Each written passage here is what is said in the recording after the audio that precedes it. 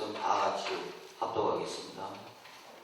시편 1절에서 시편 113편 1절부터 9절로 말씀 다 찾으신 줄 알고 같이 합독하겠습니다. 할렐루야. 여호와의 전부라 찬양하라. 여호와의 이름을 찬양하라. 이제부터 영원까지 여호와의 이름을 찬송할지어다. 해는 온데에서부터 해 지는 데까지 여호와의 이름이 찬양을 받으시리로다. 여호와는 모든 나라보다 높으시며 그의 영광은 하늘보다 높으시리로다. 여호와 우리 하나님과 그분과 누구리요. 높은 곳에 앉으셨으나 스스로 낮추사 천지를 살피시고 가난한 자를 먼 뒷편에서 높이시며 궁핍한 자를 거름더미에서 세워 지도자들 곧 그의 백성의 지도자들을 함께 세우시고 또 임신하지 못하던 여자를 집에서 살게 하사 자녀들을 즐겁게 하는 어머니가 되게 하시니 할렐루야. 여호와를 찬양하라.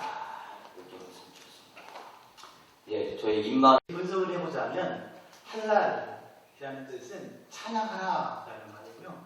루라는 말은 너희들아 우리가 라는 말이고요.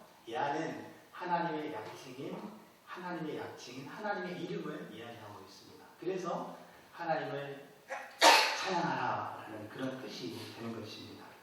오늘 본문의 시편 113편은 여호와를 찬양하라 라는 말로 시작해서 9절 말씀에 보면 여호와를 찬양하라 라는 할렐루야 라는 단어로 끝나게 됩니다.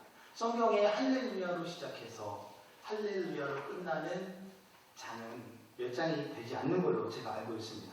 그런 의미에서 우리의 인생도 우리가 태어나서 우리의 인생이 마치는 그날까지 우리의 입술에 담아야 할 소리가 할렐루야가 되어지고 또 우리의 인생이 할렐루야의 인생이 되어지는 그런 은혜가 있기를 주님으로 축복합니다.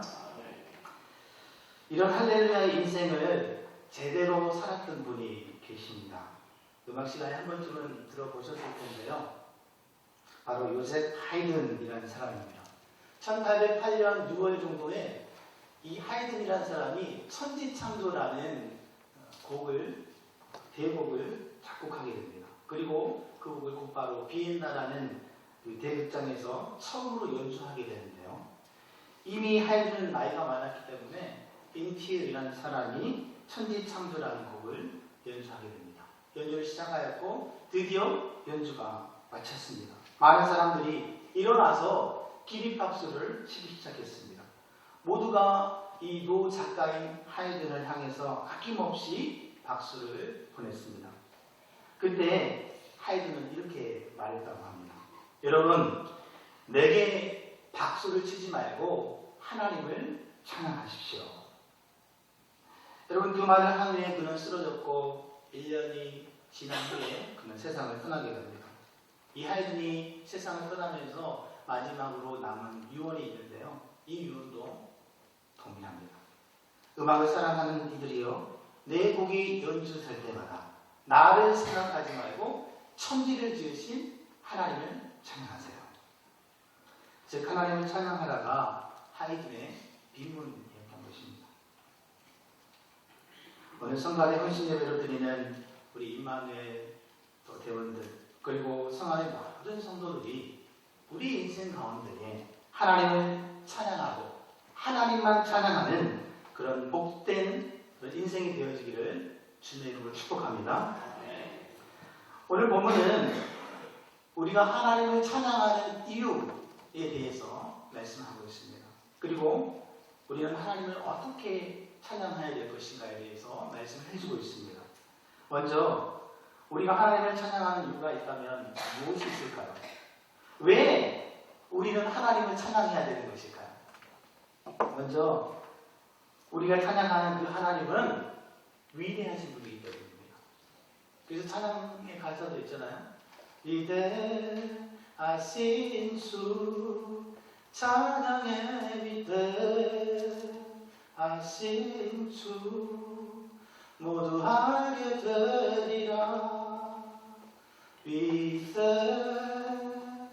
위대하신 주 하나님은요 위대하신 주세요. 찬양받기에 합당하신 분이십니다.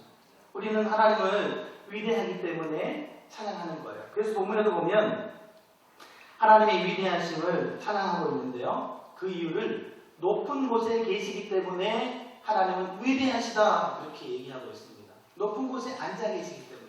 앉아 있다라는 말은 무슨 말이냐면요. 모든 만물을 다스리신다라는 말이 있습니다. 그리고 높이 앉아 계시다라는 말은 자기 위에 더 이상 높은 사람이 없다라는 것을 이야기하는 거예요. 그렇죠? 하나님은 천지 만물을 창조하셨고요. 또 이 땅 가운데 그 누구도 하나님보다 높으신 분은 없습니다. 그렇기 때문에 우리는 하나님을 찬양해야 되는 것입니다. 여러분 한번 생각해 보십시오. 우리는 사람이에요. 그런데 나보다 더 뛰어난 사람을 보면 어떻게 하나요? 누군가를 찬양하게 되어 있습니다. 제가 상암동에 살게 되었었는데 한 7년 정도를 살았던 것 같아요. 그 상암동 그쪽에 보면 방송국들이 많이 있어요. MBS, SBS 뭐. 근데 연말이 되면요. 레드카펫 이렇게 밟으면서 시상식이 있는데요. 그때 사람들은 그때는 사람들에게 많이 알려지지 않았을 때인 것 같아요. 7년 전에는. 그래서 사람들이 막 몰려들어요. 근데 레드카펫에 이제 연예인들이 오잖아요. 그럼 사람들이 이제 우르르 몰려드는데 막 소리를 막 지르는 거예요. 오빠, 언니, 누나. 그리고 어떤 사람들은 사다리를 가져와요. 이 사다리 조그만한 걸 가져와가지고 안 보이잖아요. 잘 안 보이니까 막 삭기로처럼 콩나무에 올라가는 것처럼 위에 올라가가지고 막 손을 흔들고 막 이렇게 찬양을 해요. 사람들은 누군가를 뭔가 뛰어나다고 생각하면 막 찬양을 하기 시작한다는 거예요. 연예인만 그럴까요? 아니죠. 우리가 알고 있는 유명한 작곡가 아니면 유명한 작가들 또 각 분야에서 정말로 최고의 분야의 사람들을 우리는 찬양합니다. 그리고 어떤 경우에 보면 그 지도자의 동상을 세워놓고 그 사람을 그렇게 기리는 사람들도 있습니다.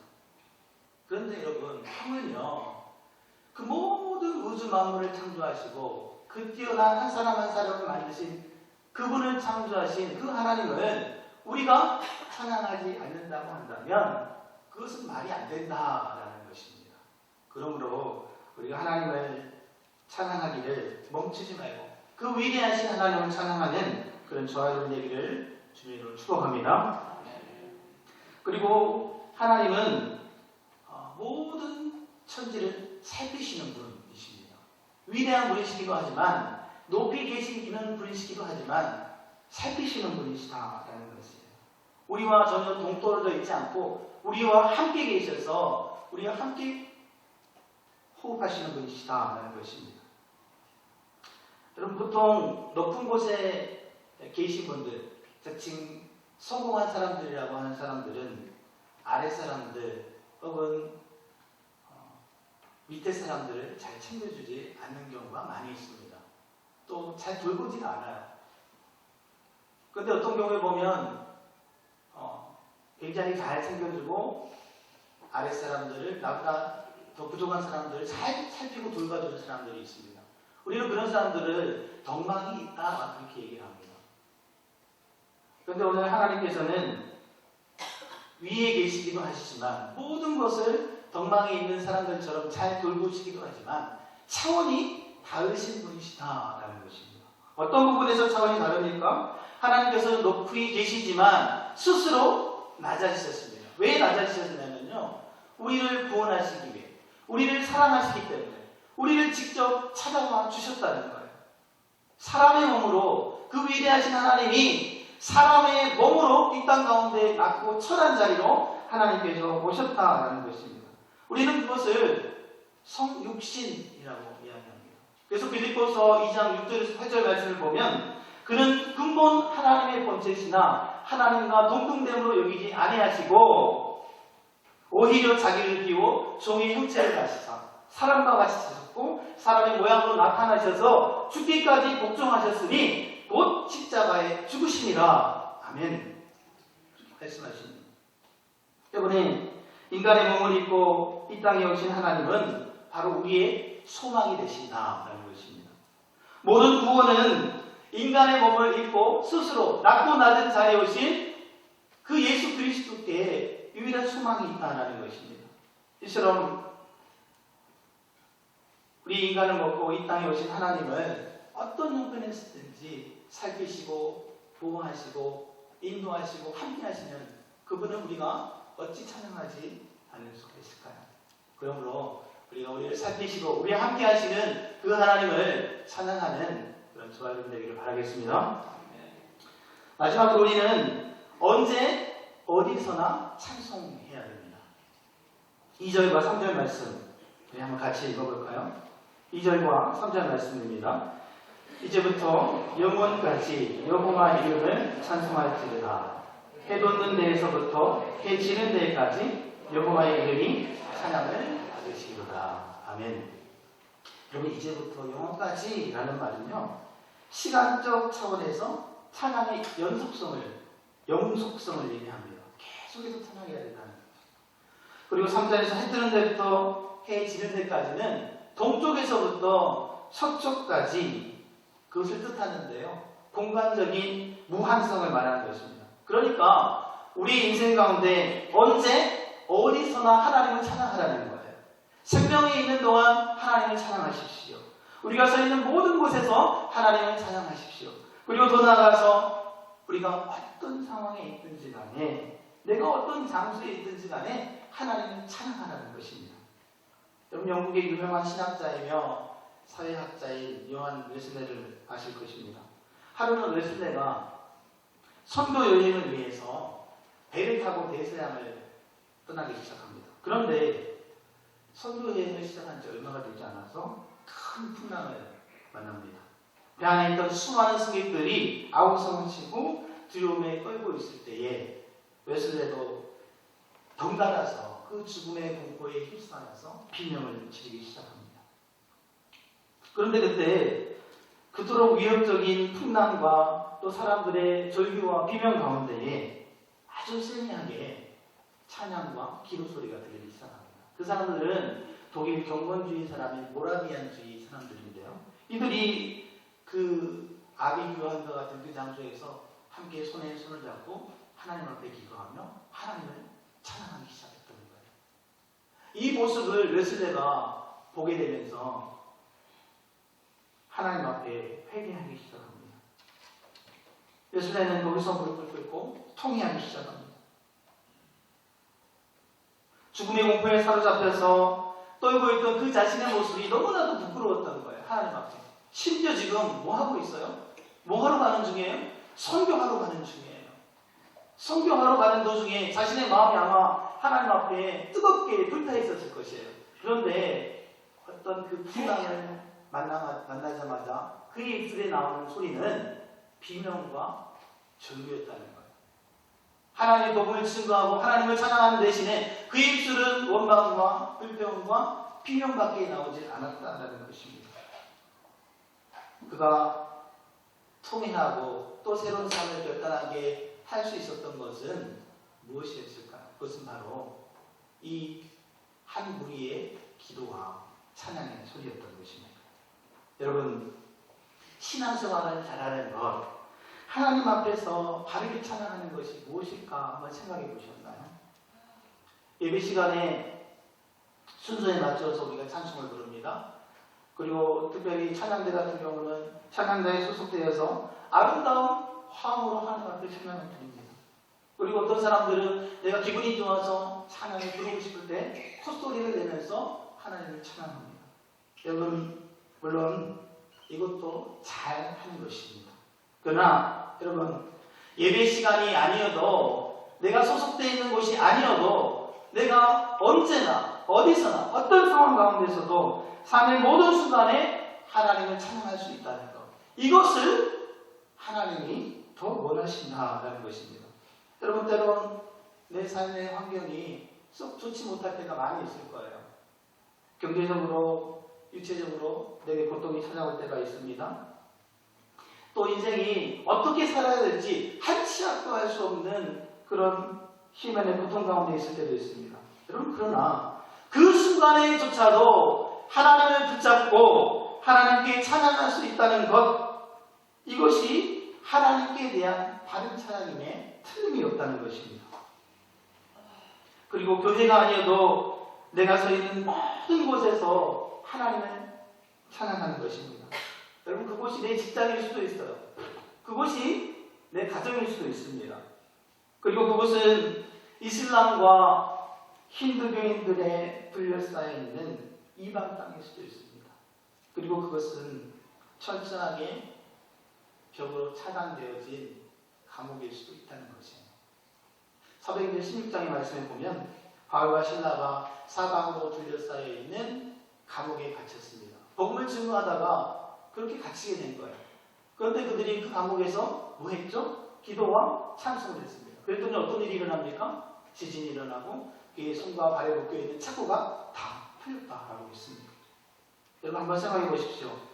감옥에 갇혀 있어요. 내가 지금 어려움을 당했어요. 그럼 여러분 기도하는 것 이게 자연스러운 일이죠. 근데 여러분 한번 생각해 보십시오. 내가 정말 어려움에 갇혀 있고 지금 감옥에 갇혀 있어요. 예를 들면 억울한 일을 당했어요. 누군가에게 배신당했습니다. 내가 정말로 승진을 원했는데 그 승진에서 완전히 떨어졌어요. 근데 그렇게 된 상태에서 그 후에 여러분 찬양할 수 있는 사람이 얼마나 될까요? 아마 그 누구도 찬양하기가 쉽지가 않을 것입니다. 그러나 오늘 바울과 실라를 보십시오. 그들이 기도함과 동시에 뭘 했다고 합니까? 찬송을 불렀다는 거예요. 그 감옥이 떠나갈 정도로 하나님 앞에 하나님께 찬송을 부르는 거예요. 그러자 지진이 일어나고 그 놀라운 기적이 일어났다는 것입니다. 그리고 더 놀라운 기적이 일어나게 됐는데요. 바울과 실라를 때리고 감옥에 가두었던 그 간수장이가 하나님 앞에 회개하겠어요. 세례를 받게 되고 그 세례를 받은 그 무리들로 시작으로 빌립보 교회가 이제 시작된 거예요. 여러분 완전히 상황이 뒤집혀졌습니다. 여러분 이런 기적이 성경에 나오는 이런 바울과 실라에게만 해당이 되는 것일까요? 아닙니다. 어떤 상황에서도 찬양하는 사람들에게 하나님이 반드시 이런 기적을 체험하게 하신다는 것입니다. 여러분 혹시 여러분의 상황이 마치 감옥처럼 캄캄하고 단단한 벽으로 둘러싸여 있습니까? 뭔가에 갇혀있고 손발이 다 묶여져가지고 아무것도 할 수 없을 것 같은 그런 느낌이 드십니까? 여기저기서 많은 말로 상처를 입고 아픔을 당하고 있습니까? 그렇다고 한다면 오늘 바울처럼 찬양해 보시기를 바랍니다. 그렇다면 하나님 앞에 기도를 해보시기 바랍니다. 그러면 오늘 낙심이, 한숨이 주님 앞에 찬양으로 변화되어질 줄 믿습니다. 그러면 하나님이 모든 환경과 조건을 오늘 바울과 실라에게처럼 지진을 통해서 일어난 기적처럼 획기적으로 하나님이 변화시켜 주실 줄 믿습니다. 찬양하면 길이 보인다는 거예요. 역대하 20장 21절 말씀에 보면 여호사밧 왕에 대한 남유다의 유명한 왕이었던 여호사밧에 대한 이야기가 나옵니다. 여호사밧이 남유다를 잘 통치하고 있을 때에 어느 날 암몬과 모압이 힘을 합쳐서 유다를 쳐들어옵니다. 수많은 군대를 데리고 와서 위협하고 이제 곧 성을 함락시키려고 해요. 그러자 여호사밧이 한 게 뭐였나요? 기도했죠. 그리고 기도한 다음에 뭘 했나요? 모압과 암몬에 맞춰서 병력을 정비하고 또 그것에 맞서서 전략을 세웠을까요? 그렇지 않습니다. 성경에 보면 그가 뭘 세웠냐면요. 뭘 조직했냐면 성가대를 조직합니다. 이스라엘 제일 앞에서 성가대를 내세워서 찬양하게 했다는 거예요. 그랬더니 어떻게 됩니까? 하나님께서 남유다의 군대의 손을 빌리지 않고 하나님께서 직접 모압과 암몬을 쓰러뜨렸다는 거예요. 자기들끼리 싸우다가 그렇게 와해되고 도망가는 거예요. 여러분 말이 안 되는 것 같지만 그 일이 성경은 우리에게 증거하고 있습니다. 그러므로 사랑하는 성도 여러분, 하나님을 찬양하시기를 바랍니다. 그 상황이 어떤 상황이든 그 시기가 언제이든지 간에 내가 어느 곳에 서 있든지 간에 하나님을 찬양하는 저와 여러분이 될 수 있기를 바라겠습니다. 여러분 그렇다면 어떻게 하면 우리가 언제나 찬양할 수가 있을까요? 어떤 상황에서 우리가 찬양할 수가 있을까요? 쉽지가 않잖아요. 조금 전에 얘기 드렸던 것처럼 내가 시험에 나빠져 있는데 어떻게 하나님 앞에 찬양해요? 다른 사람들은 아마 그 모습을 보면서 실상한 거 아니야?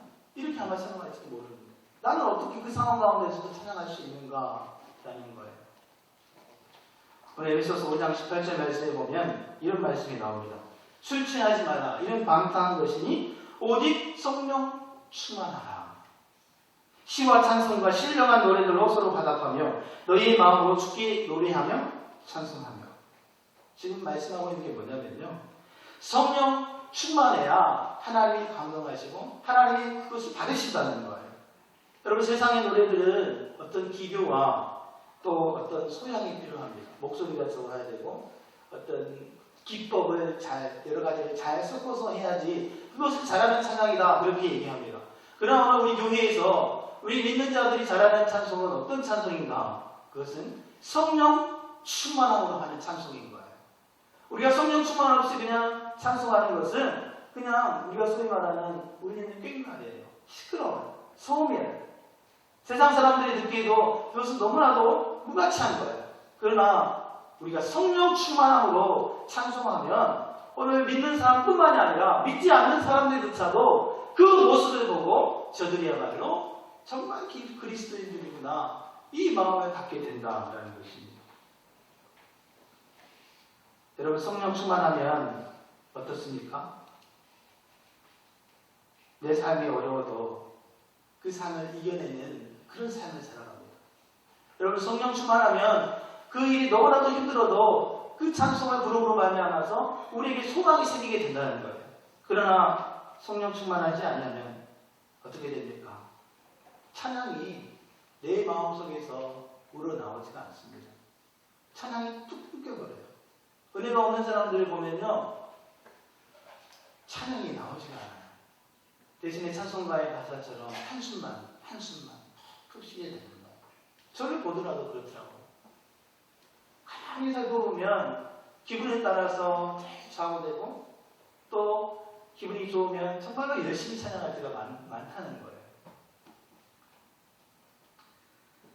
사랑하는 성도 여러분, 우리가 찬양 주님 앞에 드리기 위해서 단 한 가지 조건이 있다면 그것은 바로 성령 충만인 줄 믿습니다. 우리 성령 충만을 날마다 구하는 저와 여러분 되시기를 바라겠습니다. 말씀을 뵙겠습니다. 우리는 이 땅 가운데 살아가면서 하나님을 영원토록 찬양하는 존재인 줄 믿습니다. 우리는 하나님을 찬양해야 됩니다. 왜 우리는 하나님을 찬양해야 됩니까? 우리가 찬양하는 이유가 무엇입니까? 그것은 오늘 본문이 말하고 있죠. 하나님은 위대하신 분이기 때문입니다. 하나님은 온 우주 만물을 만드시고 우리가 찬양하는 그 모든 위대한 사람들을 직접 간섭하시고 살피시고 그 사람들을 그렇게 만들어 나가시는 분이시기 때문에 우리는 당연히 하나님을 찬양해야 되는 것입니다. 그리고 그 하나님은 지금도 우리와 함께 계셔서 우리를 구원하시고 또 우리를 돌보시기 때문에 우리는 하나님을 찬양해야 되는 줄 믿습니다. 그러므로 우리는 하나님을 찬양할 수 있기를 바라겠습니다. 이제부터 영원까지 해가 뜨는 데서부터 해가 지는 데까지 그 하나님을 찬양할 수 있기를 바랍니다. 그리고 시편 150편에 보면 호흡이 있는 자마다 하나님을 찬양해하고 있던 것처럼 내 호흡이 마치는 그날까지 하나님을 찬양할 수 있기를 바라겠습니다. 여러분 찬양이 풍성하면 그 교회는 풍성한 교회가 되는 줄 믿습니다. 그리고 그 최일선에 오늘 임마누엘 성가대가 서 있는 줄 믿습니다. 오늘 임마누엘 헌신 예배로 드리는 우리 임마누엘 찬양대원들 뿐만이 아니라 오늘 함께 드리는 우리 모든 성도들이 하나님을 찬양하는 것을 통해서 하나님의 놀라운 복을 누리는 그런 저와 여러분 될 수 있기를 축복합니다.